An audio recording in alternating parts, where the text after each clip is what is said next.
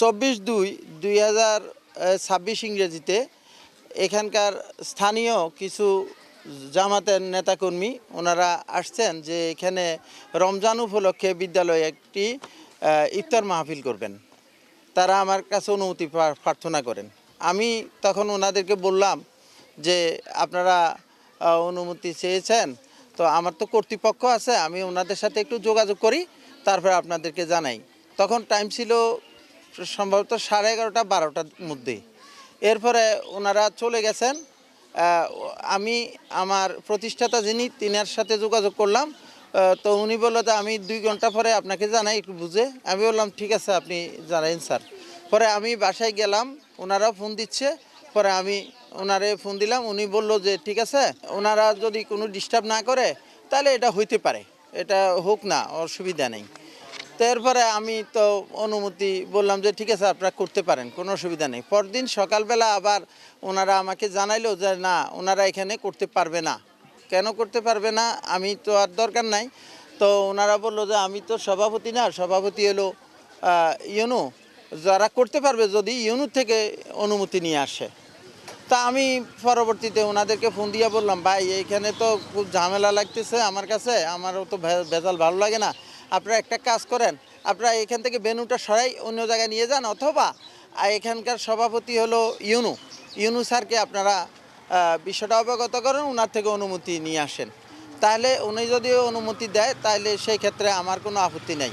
পরবর্তীতে আমি ক্লাস করতেছিলাম, ওই সময়ই মানে ইউনু স্যার ওখান থেকে কিছুক্ষণ পরে, মানে 1-2 ঘন্টা পরে ইউনু স্যার আমাকে ফোন দিল, জিজ্ঞাসা করলো কি সমস্যা, ওনারা করতে চাইলে আপনার সমস্যা কি, আপনার স্কুলে কোনো প্রবলেম আছে? না, আমার স্কুলে কোনো প্রবলেম নাই। তো স্কুলে প্রবলেম না থাকলে তারা করুক, অসুবিধা কি?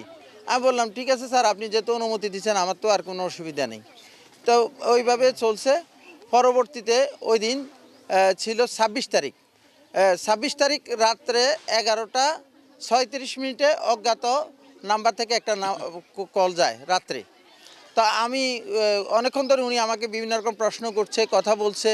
আমি ওনাকে জিজ্ঞাসা করলাম আপনি কে বলছিলেন? উনি বলল যে আমার নাম মানিক, বাড়ি কালিকাপুর। তো আপনি কি বলতে চাচ্ছেন? কয় যে আপনার ওখানে কি জামাতের কোনো প্রোগ্রাম আছে? আমি বললাম যে হ্যাঁ, প্রোগ্রাম তো আছে, ওনারা একটা প্রোগ্রাম নিছে শুক্রবারে। এই আপনাকে কে বলেছে, কে বলছে এখানে তারা এটা করতে পারবে না?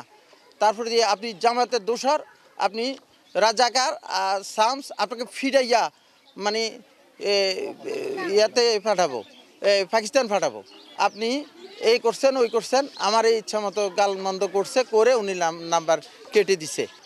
ইচ্ছা করলে ওখানে ট্র্যাকিং করে আপনারা দেখতে পারেন উনি আমাকে হত্যার হুমকি দিয়েছিল এবং আমাকে হত্যা করবে। পরবর্তী দিন আমি এটার সাথে সাথে আমার কর্তৃপক্ষকে অবগত করি। কর্তৃপক্ষরা বলল যে আপনি আইনগত ব্যবস্থা নেন। পরবর্তী দিন সকালবেলা আমি ঘুম থেকে উঠছি শুক্রবার, ওটা ছিল 27 তারিখ। ওনারা আমাকে আমি আমার কর্তৃপক্ষকে ফোন দিলাম, উনি আমাকে ফোন দিছে, আমার প্রতিষ্ঠাতা জনাব কাজী হাবিবুর রহমান আজাদ স্যার।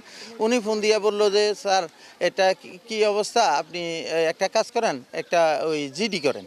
আমি বললাম আচ্ছা ঠিক আছে স্যার, আপনি যেভাবে বলেন। তো আমি জিডি করব এরকম প্ল্যান নিছি। ঠিক 11:36 ওই দিন 11টা শুক্রবার 11:29 ওই সেম নাম্বার থেকে তিনি আবার আমাকে ফোন করে অনেকক্ষণ ধরে গালমন্দ, অযাচিত আচরণ উনি করছে, অশ্রাব্য গালমন্দ উনি করছেন। আমি ধৈর্য ধরে এটা ওনাকে বুঝাইতে চেষ্টা করছি যে আসলে উপজেলা নির্বাহী অফিসার মহোদয় উনি এটা করছে, এটা তো আমার কিছু করার নাই, আপনি ওখানে একটু কাইন্ডলি যোগাযোগ করেন। কিন্তু তিনি আমার কোনো কথাই শুনলেন না। তিনি এর মধ্যেই আমার ফ্যামিলিকে নিয়েও গালমন্দ করছে। এর মধ্যে আমার ছেলেরা এই লাউড স্পিকারে এই শব্দ শুনছে। পরে আরেকটা নাম মোবাইল এনে তারা এটার যেটুকু রেকর্ড, আমার কাছে একটু রেকর্ড আছে যে উনি আমাকে যে গালমন্দ করছে এটার, এবং আমাকে হত্যার হুমকি দিছে, এই বিষয়টা একটু রেকর্ড আছে। এটা লাস্টে 1 মিনিট 55 সেকেন্ডের সম্ভবত এইটুকুই আছে আর কি।